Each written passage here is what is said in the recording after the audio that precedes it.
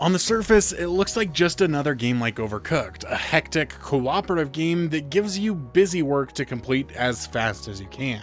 But at the same time, there was something about this one that just clicked with us and made it so satisfying, but it also has its faults. Let's dive in. Each level is comprised of a couple hotel rooms with their own messes to clean up after guests leave. All of the tools that you need can be found in your trusty cleaning cart, and everything that needs to be done in any given room is displayed at the bottom of the screen. If you need to change the sheets, you will first need to remove the sheets by hand and place them into a laundry chute located somewhere else on the floor, before grabbing a new set of bedding from the cart and putting it onto the bed. If the bathroom toilet needs to be cleaned, you'll need to grab the soap and start spraying it down. And before vacuuming or shutting the wardrobe, you'll need to return your tool to the cart and grab whatever new tool you're gonna need. While the majority of things can be solved with a tool from the cart, there are some other things that make you travel a little bit more around the floor. When picking up trash, you have to deliver it to the garbage chute, which similarly to the laundry chute is located somewhere on the floor, who knows where. After each room has been successfully cleaned, you'll need to return to the check-in counter to check in another guest. While they're staying in their rooms, some guests will actually require some assistance with getting new sheets or getting a water bottle delivered from the vending machine or some food delivered from the restaurant. This all leads to a lot of hectic rushing back and forth, but these little requests actually did help to dull a little bit of the monotony from repeatedly cleaning rooms. In the end, I think the majority of these games are all about efficiency. They all focus on finding the best order to accomplish your tasks in to please your customers or beat the clock. But something about this one especially appealed to us and our nature to find the most efficient way to do things. We both really enjoyed getting to grab the tool that needed to be used multiple times in a room because we got satisfaction from completing multiple tasks so quickly. We also enjoyed doing the tasks by hand in the right order, starting by closing the wardrobe and then removing the bed sheets, because if we did it in reverse, we'd end up with bed sheets in our hand, unable to close the wardrobe, which is a little silly, but it's how the game works. It's all about balancing when you should take a tool back to the cart and get a new one to finish the room you're working on to check in a new guest, and when it would actually be more efficient to gather up the trash from two rooms because where you have to go dump it is closer to this other room, and it just makes more sense. This cycle led to a very satisfying gameplay loop, though, as with all loops, it has its holes.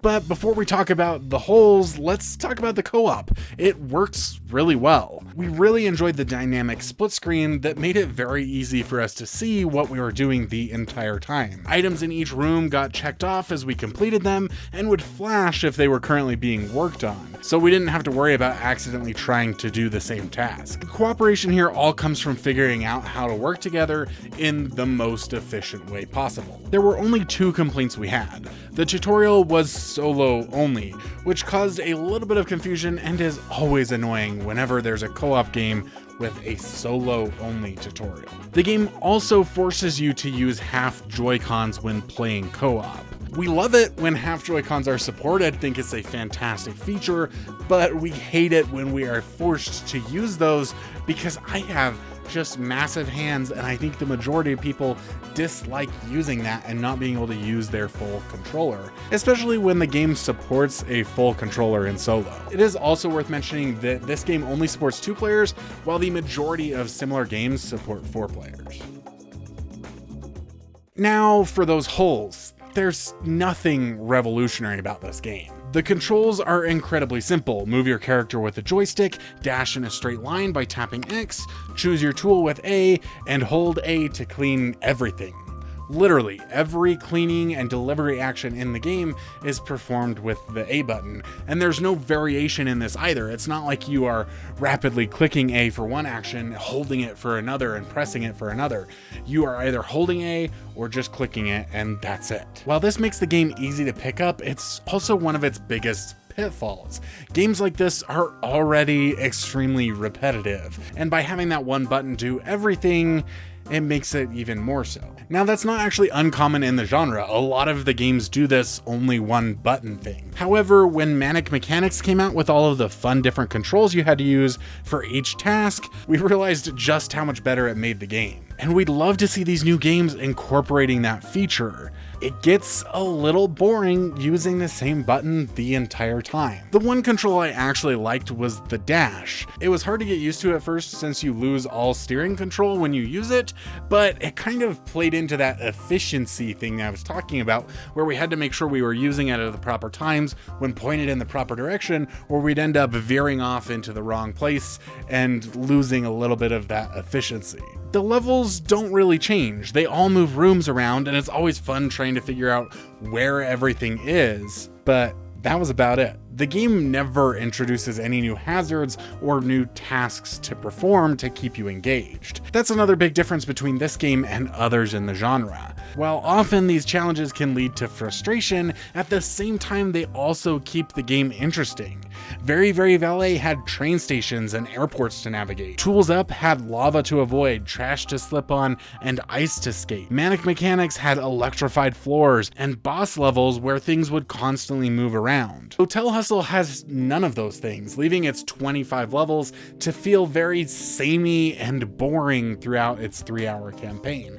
While we loved the first hour and a half, the second half was dull. And the lack of these obstacles also leave the game with less of the hilarity that comes in other games when you get hit by a train or electrified in a puddle of water. I think some of the levels were a little inflated to add time to the game. Maybe we were just too good, or maybe they just wanted to let us see how much money we could make, but there were quite a few times when we had 3 stars and still had 2 minutes left on the clock, 4 minutes left on the clock, and you have to sit there and wait out that clock. And for me, it was a little bit frustrating because we already had 3 stars. There was nothing to work towards.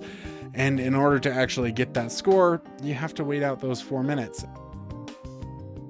But let's look a little bit more on the positive side of things. We really enjoyed the music and the aesthetic of the game. It would change as you reached a new floor. You'd get a different theme both in what the suites looked like, as well as in the music and the tone of it all. Not to mention that we adore this art style. It's one of the things that makes this game worth playing. We especially loved how each have their own attitude. One of them is always happy and cheerful about doing his job, while the bellhop over there is a little bit of a grumpy bum. Surprisingly, the game was fairly glitch-free, which actually surprised us because a lot of these early review codes we've been getting recently have been fairly buggy. There were a couple of times when a task in a room was not completable. We just could not interact with the object. However, we were still able to get 3 stars on those levels by completing other rooms. We also had a couple of times where items showed at the bottom as being in one room, but they actually needed to be done in a separate room.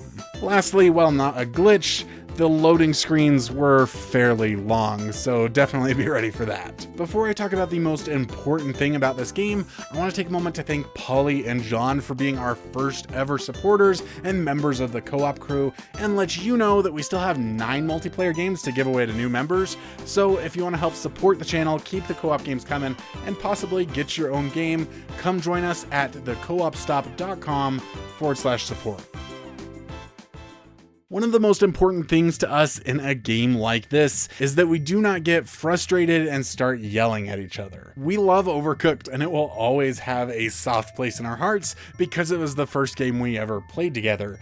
But we get angry and can hardly last even 15 minutes playing in that game before we feel like we need to take a little bit of a break. It's rare to find a game in this genre that does not do the same thing. But Hotel Hustle does that, and in part it might be because of some of the things that we complained about. The clock is never ticking too fast. There are no highly dangerous obstacles to watch out for, and the controls are easy to master. Overall, it's a safe approach that doesn't really bring anything new to the industry, but it's a fun game to play together for an hour or 2, and it's not overly complicated, so gamers that don't really game can get into it pretty easily. But if you're looking for something a little more complex, check out this playlist right here where we talk about more than 20 other games in this genre, and you might just be able to find your next game in there. I love you guys. Y'all are awesome. Can't wait to see you there.